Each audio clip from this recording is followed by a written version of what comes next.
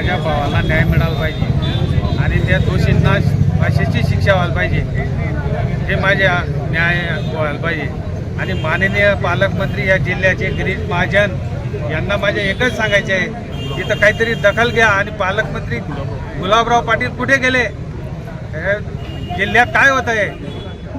पालकमंत्री दोन मंत्री असून जिल्ह्यात काय होत आहे, हे माझी मागणी आहे सर. आणि माझ्या भावाच्या ज्या दोषी असतील त्यांना सजा व्हायला पाहिजे. नक्की काय घडलं? तुमच्यापर्यंत काय माहिती आली? माझ्यापर्यंत अशी माहिती आली, तिथं ग्रामसभेत गोंधळ झाला आणि गोंधळामध्ये त्यांना एकदम मारपीट करण्यात आली तिथं.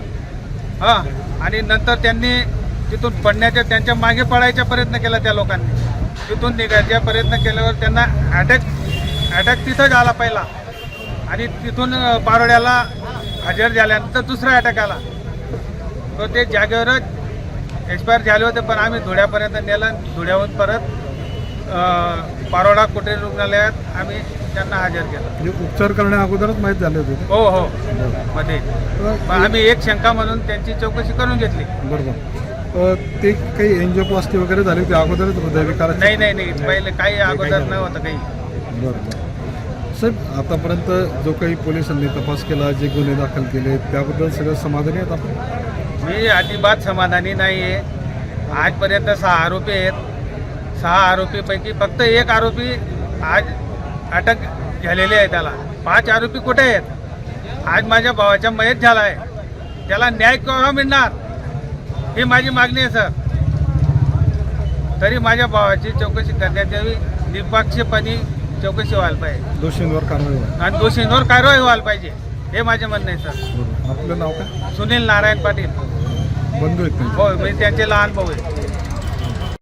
सुनील पाटील, चोपडा विभाग, जळगाव. काल रोजी जळगाव जिल्ह्यातील पारोळा तालुक्यामध्ये आपले शिवरे दिगर म्हणून गाव आहे, त्या ठिकाणी ग्रामसभा होती. ग्रामसभा दरम्यान तिथले ग्रामसेवक प्रल्हाद पाटील पण हजर होते, गावचे सरपंच वगैरे नागरिक पण त्या ठिकाणी हजर होते. गावातील काही कामांच्या संदर्भात त्या ठिकाणी आरडाओरड केला आणि ग्रामसेवक किंवा तिथले सरपंच वगैरे यांच्या अंगावरती धावून गेली. त्या ग्रामसेवकांना ऑलरेडी तिथं एंजिओप्लास्टी त्यांची झालेली होती आणि त्यांना तिथं ते धावून गेल्यामुळे ते घाबरल्यामुळे ते घाबरून गेले आणि तिथून घाम वगैरे यायला लागले म्हणून तिथून ते निघाले आणि काही लोक त्यांच्या मागं परत पळाले. परंतु ते उपचारासाठी हॉस्पिटलमध्ये गेले स्वतःच गाडीवर. तिथं उपचार केला, पण डॉक्टरांनी सांगितलं तुम्ही सिव्हिल हॉस्पिटलला जावं लागेल. सिव्हिल हॉस्पिटलला जातानाच त्यांचं रस्त्यामध्ये हार्ट अटॅक आल्याने मयत झाले.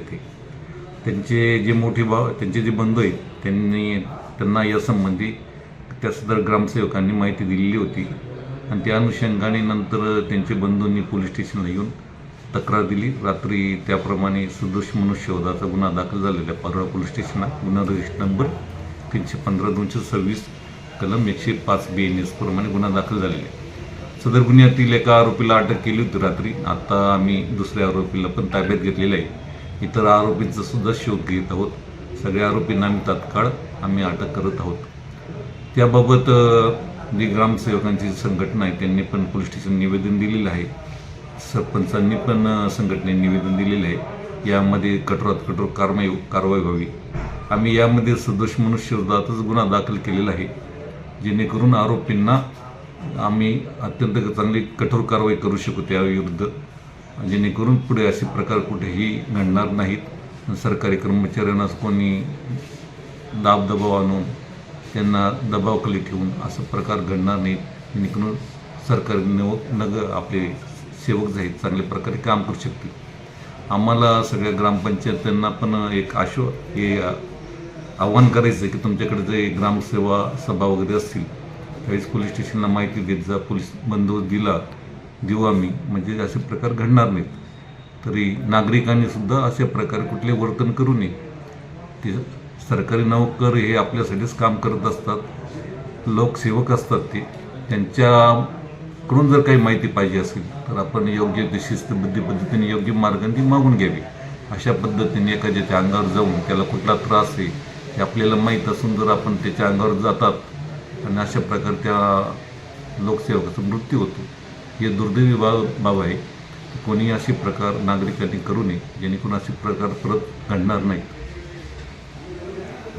काल जळगाव जिल्ह्यातल्या पारोळा तालुक्यातील शिवरे ग्रामपंचायतीला कार्यरत असलेले आमचे सहकारी सन्माननीय PR पाटील, PN पाटील यांचं काल ज्या ग्रामसभा सुरू असताना तिथल्या काही समाजकंटकांनी त्यांना मानसिकदृष्ट्या खूप टॉर्चर केलं आणि चुकीच्या पद्धतीने चुकीची माहिती मागून जी कायद्यात बसत नसताना, कायदेशीर नसताना कायदा सुव्यवस्था बिघडवण्याच्या हेतूने स्वतः कायदा हातात घेऊन त्यांच्या अंगावर धावून गेले.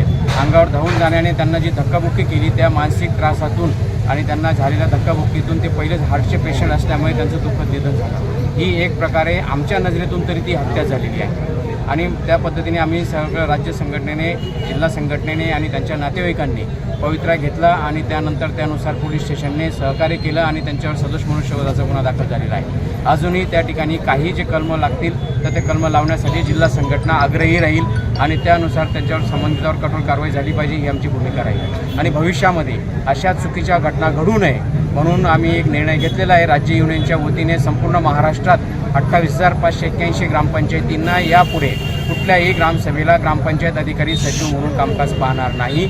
ग्रामसभांवर आम्ही आता तातडीने बहिष्कार टाकलेला आहे आणि भविष्यामध्ये आज मी दुपारून राज्य युनियनच्या वतीने मंत्रालयात निवेदन देणार आहे. स्थिती अशी आहे की सर्व माहिती उपलब्ध असताना फक्त भांडणी करण्यासाठी तर ग्रामसभेचं व्यासपीठ उपलब्ध करून देणं हे निश्चितच शहाणपणाचं नाही आहे. शासनाला वाटतही असेल परंतु त्याच्यातून एक चांगल्या गोष्टी कधीच निघत नाही. सर्व लोकांना फक्त त्या ठिकाणी भांडण करणे हाच त्या ठिकाणी मूळ उद्देश आहे. आज काही आंदोलन वगैरे केलं आपण या संदर्भामध्ये? हो, आम्ही आंदोलन करणार होतो पण आंदोलन सध्या करायची गरज आली नाही. गुन्हा दाखल झाला. गुन्हा दाखल झाल्यामुळे आरोपीला अटक करण्यासाठी तातडीने ते गेलेले आहेत. पोलीस स्टेशनला आम्ही अल्टिमेटम दिलेला आहे की 8 दिवसाच्या आत जर सर्व आरोपींना अटक केली नाही तर आम्ही 1156 ग्रामपंचायतींच्या चाव्या ह्या जळगाव जिल्ह्यातल्या सर्व सन्माननीय आदरणीय SP सरांकडे जमा होतील. हे आम्ही आज संबंधित DYSP सरांना भेटून तशी कल्पना दिलेली आहे.